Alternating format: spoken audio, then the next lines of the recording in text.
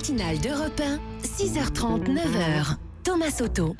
Le débrief de la matinale, les temps forts de ce que vous avez entendu ce matin sur Europe 1. Le patron de la CGT, Philippe Martinez, était mon invité à 7h45. Il demande au gouvernement de réagir sur le dossier Alstom. Écoutez.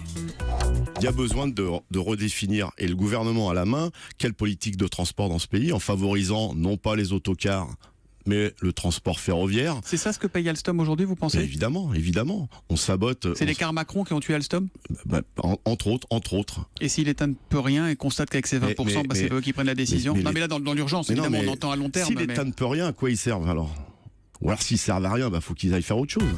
Voilà, Alstom perd une commande de la SNCF vitale pour conserver l'usine de Belfort. Incompétence de l'État actionnaire des deux. Nul, juge Jean Socrate sur Twitter. Autre réaction Ricole sur Twitter. Tout le gouvernement a l'air surpris alors qu'ils étaient au courant depuis au moins un an. Le malaise d'Hillary Clinton, qui souffrirait donc d'une pneumonie, devient un vrai sujet de campagne aux États-Unis. Et c'est une occasion rêvée pour Donald Trump de faire tomber son adversaire. Écoutez les explications de notre correspondant à New York, Xavier Yvon. C'était à 7h30. Ces images terribles donnent surtout des munitions à Donald Trump. Le milliardaire insinue lui aussi régulièrement dans ses meetings que son adversaire n'est pas assez en forme pour être notamment commandant en chef.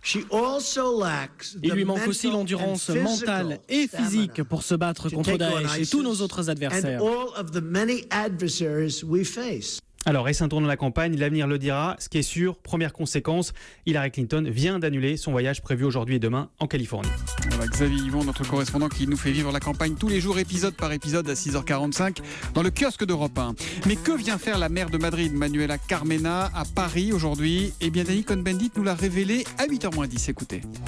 Elle va voir Anne Hidalgo parce que le pape organisera en décembre une grande rencontre des maires des grandes villes européennes, des capitales européennes, pour parler justement de l'accueil des migrants et des réfugiés. C'est-à-dire que le pape fait la politique européenne que les chefs de gouvernement européens devraient faire. Il organise le réseau d'accueil pour les migrants et les réfugiés. Et Manuela Carmena, Anne Hidalgo et d'autres maires seront au Vatican en décembre.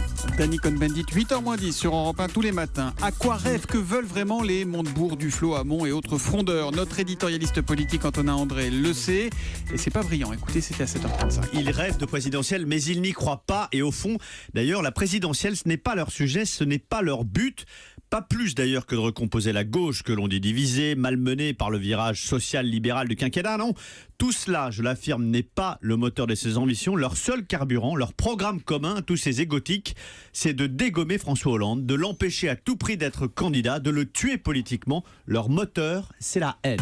Les éditorialistes politiques et économiques d'Europe 1, Antonin André et Nicolas Barré, c'est tous les matins, c'est à 7h35 sur Europe 1. Vous continuez à commenter avec le hashtag E1matin sur Twitter.